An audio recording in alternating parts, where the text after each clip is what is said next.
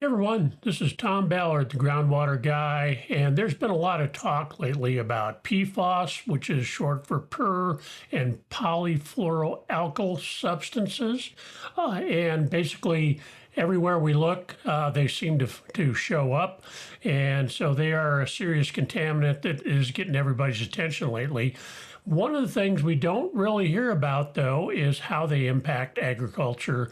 And that is something we're going to discuss in a series of videos here. So, our first video here is how do PFAS contaminants affect agricultural land and crops. So, that's going to be the topic of this short video today. PFAS contamination in agricultural land can have significant impacts on both soil health and crop production.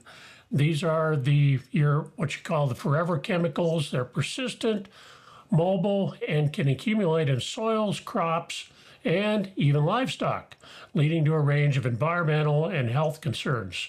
So we're going to talk about an overview of how PFAS affects agricultural land and crops, and that's going to be the subject of this video. So, entry into agricultural land. PFAS primarily enter agricultural land through several pathways. One is biosolids or sewage sludge. One of the most common sources of PFAS contamination in agriculture is the application of biosolids, i.e. treated sewage sludge, as fertilizer. These biosolids often contain PFAS from industrial discharges that are not removed during wastewater treatment. Once applied to fields, PFAS can persist in the soil and be absorbed by crops. Irrigation water. PFAS can also enter agricultural systems through contaminated irrigation water.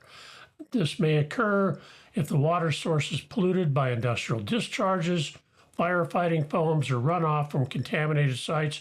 As I mentioned earlier, everywhere we look, we seem to find PFAS, and agricultural wells are no exception. It's showing up in unexpected places in a lot of cases. Atmospheric deposition.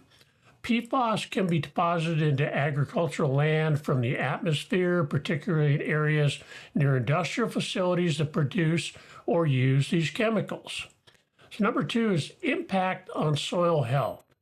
PFAS contamination can alter soil properties and microbial activity. So soil microbial activity, studies have shown that PFAS can affect soil microbial communities. For example, long-chain PFAS like PFOS may reduce enzyme activities such as sucrase and urease, which are important for nutrient cycling in soils. Changes in microbial communities can disrupt essential soil functions like organic matter decomposition and nutrient availability. So this is important for our crops, obviously, because nutrient availability is really what allows crops to grow and really provides the nutrients that we get from those crops. So by stopping that nutrient availability, we affect the micronutrients, especially that are in these crops. Soil aggregation. PFAS have been found to negatively impact water-stable soil aggregates, which are crucial for maintaining soil structure and preventing erosion. This can reduce the overall health and productivity of the soil. The number 3, uptake by crops. PFAS can be absorbed by plants from contaminated soils or waters. So plant absorption. Crops such as grains, fruits, vegetables, and cereals can absorb PFAS from contaminated soils or irrigation water, as we discussed earlier. The extent of uptake varies depending on the type of plant and PFAS-specific compound. So this can be highly variable depending on the crops and what particular PFAS compound we're looking at, because PFAS, remember, is a whole group of compounds that are all lumped under the heading of PFAS. Different compounds can react with crops in different ways. So this is going to be highly variable. For example, studies have shown that certain crops like carrots and wheat can take up PFOS, which is a common type of PFAS, one of the compounds in PFAS from contaminated soils. Another way is bioaccumulation.